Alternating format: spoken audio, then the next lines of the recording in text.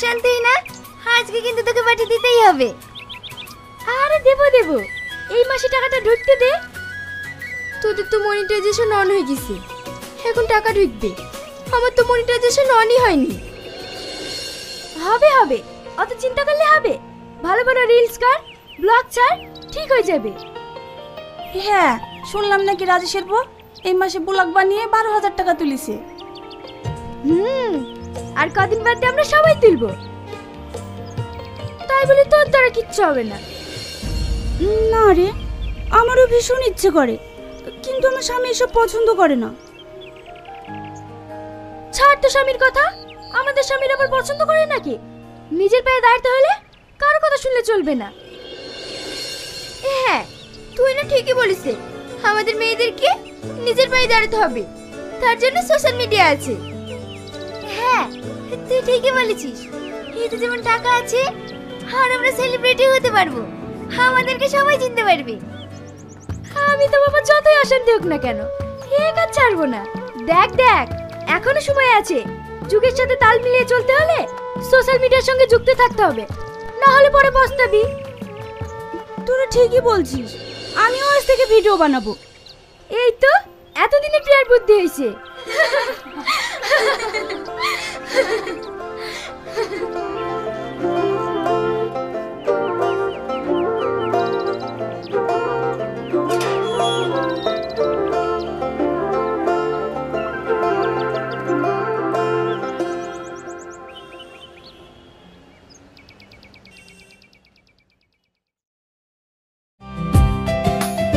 Hello guys, আপনারা দেখতেই পাচ্ছেন আজকে আমি বিভিন্ন ধরনের রেসিপি তৈরি করে ডাইনিং এ সাজাচ্ছি।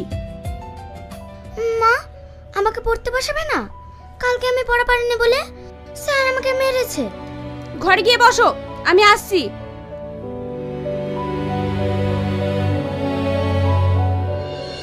হ্যালো গাইস, আপনারা দেখতেই পাচ্ছেন আমি কত সুন্দর রেসিপি তৈরি করেছি।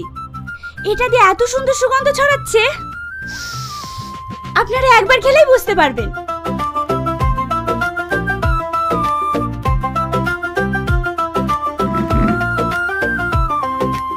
এ কি করছো? আমি আগে ভিডিওটা বানাবো, তারপরে খাবে। তুমি কি শুরু করেছো বলো তো? কেন তো পাগলামি করছো? সংসারে কোনো কাজে মন নাই, সারাদিন মোবাইলের ভিডিও। মেয়েটিকে পড়তে বসানো বন্ধ করে দিয়েছো। তুমি কি চাইছো? আমি নিজের পায়ে দাঁড়াতে চাইছি, বড় ইনকাম করতে চাইছি। তোমার কাছে আর হাত পেতে টাকা নিতে চাই না, তাই ইনকাম করার চেষ্টা করছি। দেখো, এসব ভিডিও করা বন্ধ করো, একটু সংসারের কাজে মন দাও। আমার কিন্তু কোনো কিছু ভালো লাগছে না। তোমার ভালো লাগা না লাগে আমার কোনো যায় আসে না। যাও, কে বলেছে তোমাকে খেতে?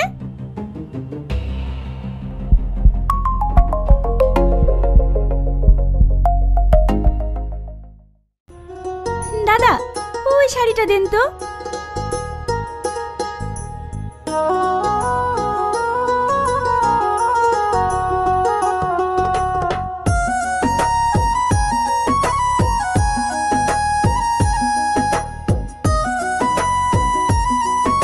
দাদা, ওই শাড়িটা দেন।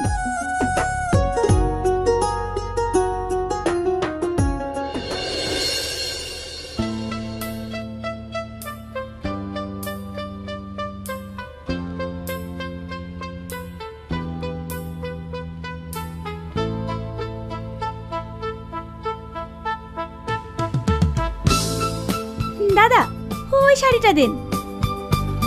ম্যাডাম, আপনি যে শাড়িটা নেবেন সেটাই খুলুন না, সবগুলো কেন খুলছেন? থামেন তো, আমি একটা শাড়ি নেব, তাও চেক করে নেব না?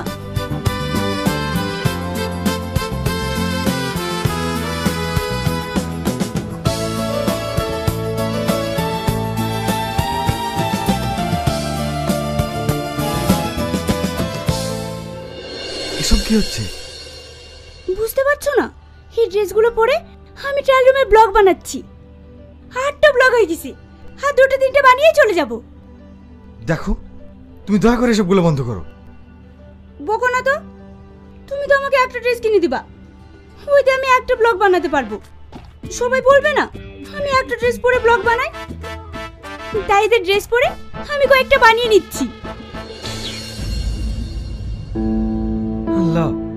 আমি এ কোন পাগলে পাল্লায় পড়েছি? তুমি ওকে দয়া করে একটু বুদ্ধি দাও, না হলে আমি শেষ হয়ে যাব। আজকে নতুন কিছু একটা তৈরি করতে হবে, কিন্তু কি তৈরি করি? চিকেন দিয়ে কোনো আইটেম তৈরি করব, কিন্তু সেটাও তো আমি পারি না। কি করি কি করি? আইডিয়া!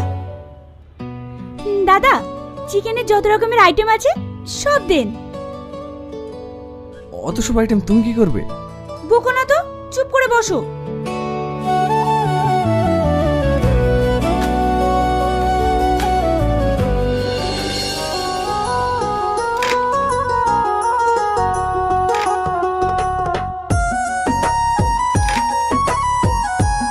এটা খাও।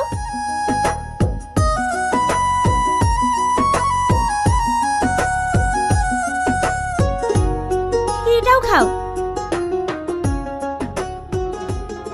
তুমি খাবে না? আরে খাও না।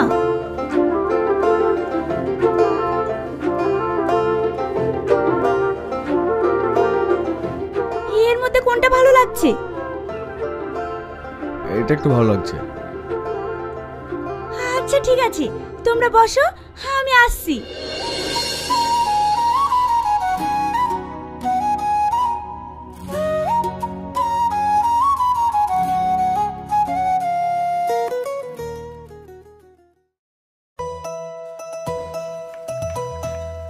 দাদা, চিকেনের এই আইটেমগুলো তৈরি করতে কি কি মশলা ব্যবহার করেন? ম্যাডাম, এগুলো আমাদের সিক্রেট আইটেম। সব সিক্রেট রাখলেই হবে? আমাদেরকেও তো জানাতে হবে। কেন বলুন তো? আপনি খালি বলে দেন এটাতে কি কি ব্যবহার করেন, আমি এটা সুন্দর করে তৈরি করে ব্লগ বানিয়ে ইউটিউবে পোস্ট করব, যাতে সবাই এটা তৈরি করে খেতে পারে। কি গো, এখানে কি করছো? আরে থামো তো, দাদা বলেন না। তুমি এখানে এসে শুরু হয়ে গেছো? এসো তো। আরে শোনো না। আরে এসো।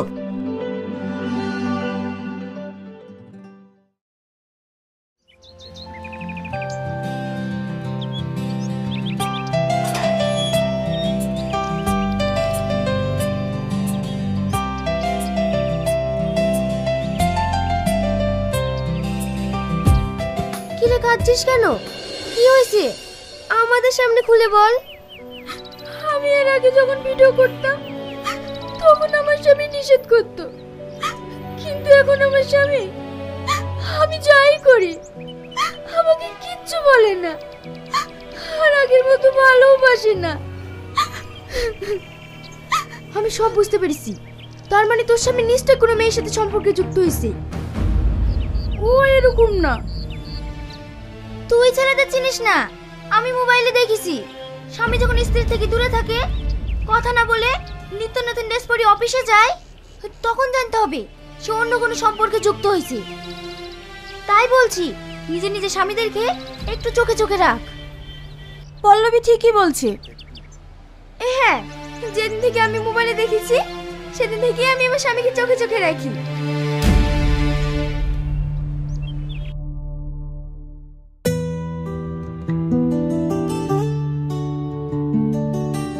দাঁড়াও, কোথায় যাচ্ছ? অফিসে। এত সুন্দর সেজে গুজে কেন? আবার পারফিউমও দিয়েছো? তুমি এইভাবে অফিসে যাবে না। মানে